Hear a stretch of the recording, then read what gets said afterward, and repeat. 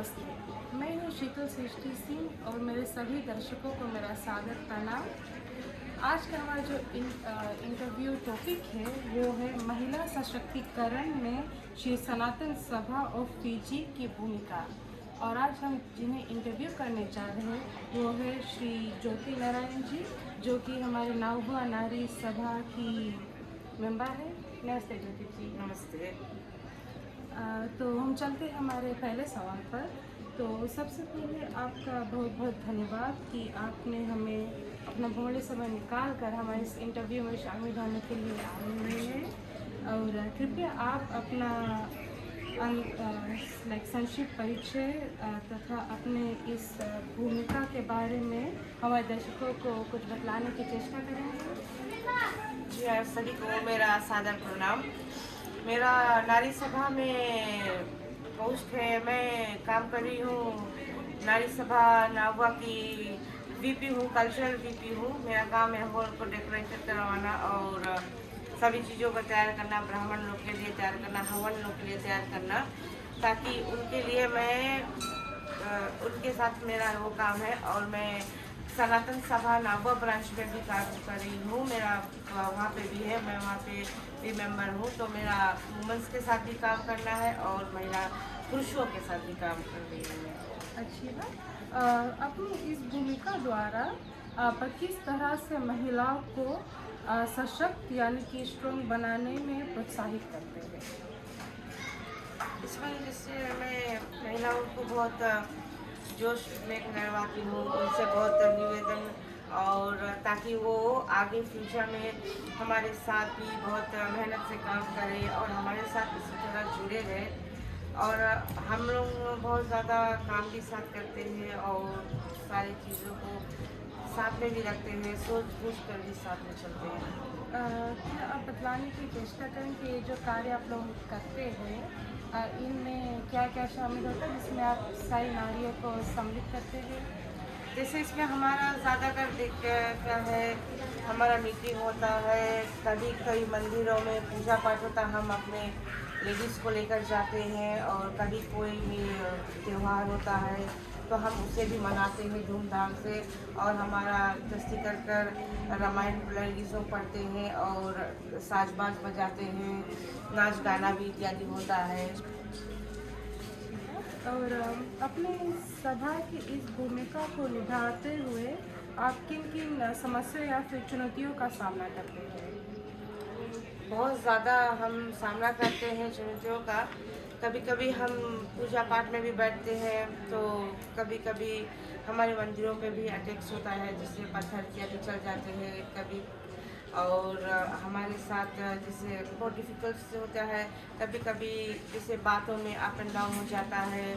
और हम कभी कभी जैसे कभी कभी महिलाओं के बीच भी हमारे अनबन हो जाते हैं, तो उन्हें पोठोर कर लेकर आना पड़ता है, समझ लाना पड़ता है।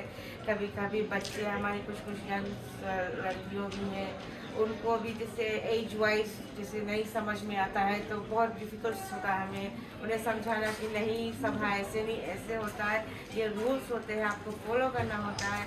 क्योंकि हम अगर अपने यंग जनरेशन को नहीं संभालेंगे तो वो आगे हम लोगों को कैसे सपोर्ट करेंगे? सही बात है। कैसे सपोर्ट करेंगे?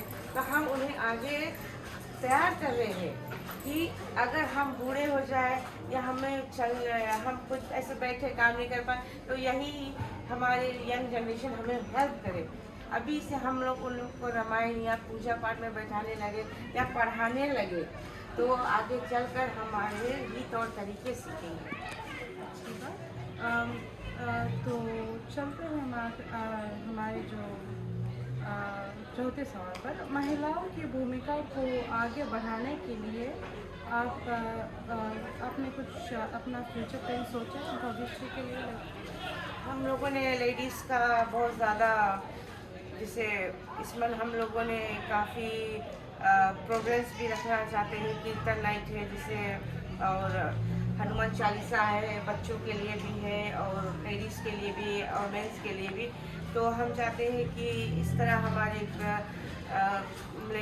हमारे नारी सभा में कुछ फंड्स भी जैसे आते रहे, तो ताकि हम अपने नारी सभा को बच्चों के लिए जैसे बाल विकास है तो उसमें जैसे उनके लिए खाना का प्रबंध कर दे। और जैसे हमारे समाज में बूढ़ा लोगों भी है, ओल्ड एज लोगों, तो कभी कभी उनके बच्चे भी उन्हें नहीं देखते हैं, तो हमारे इच्छा कि उन्हें भी कुछ खाना पानी या सौदा में जैसे कुछ दे दे ताकि उनका भी खर्च चलते रहे। तो बहुत ही अच्छा तरीका है हमारे समाज सेवा करने का।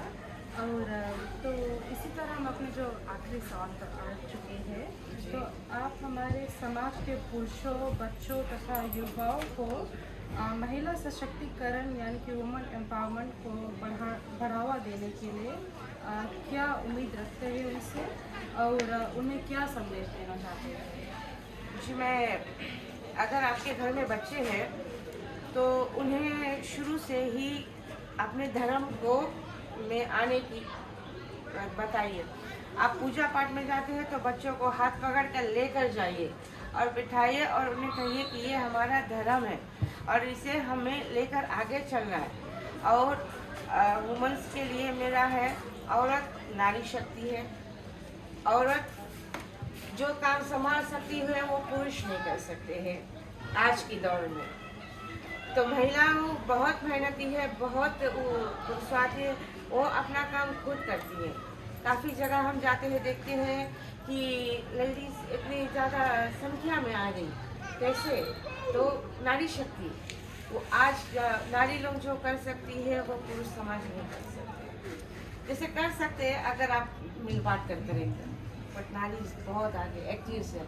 तो मेरा उनसे यही है, आप धर्म में है या कोई काम करिए, सदैव करे रहिए और इसी तरह आप लोग आगे बढ़िए और माता रानी की कृपा बनी रहे और आपके अंदर बरकत बढ़ा रहे। और पुरुषों के लिए अगर आपकी वाइफ या काम पे जा रही है या सनातन में है तो उन्हें रोकिए मत। जैसे कभी कभी कुछ इश्यूज होने लगता है तो हमारे जिला में पुरुष अरे नहीं वहाँ नहीं जाओ, वहाँ पर ठीक नहीं है। तो अगर आपकी घर में आपकी महिला में जोश है तो उन्हें रोकिए मत। धर्म का कारज है, सबको झंडा लहराना है।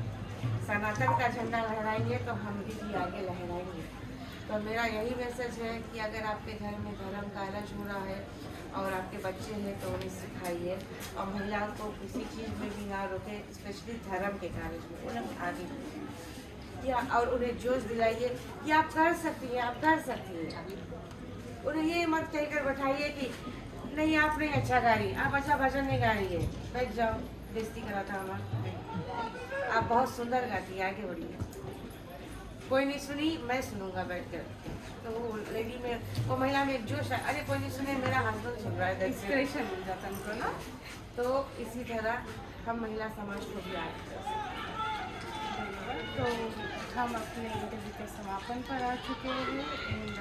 आज हमारे साथ थी मैडम ज्योति, इनसे बहुत ही सुंदर टॉपिक पर हमने बात किया है, वार्तालाप हुआ है। उम्मीद है, आशा करते हैं कि फ्यूचर में आपसे बात होगी और इसी तरह हम कोई और टॉपिक पर चर्चा करेंगे।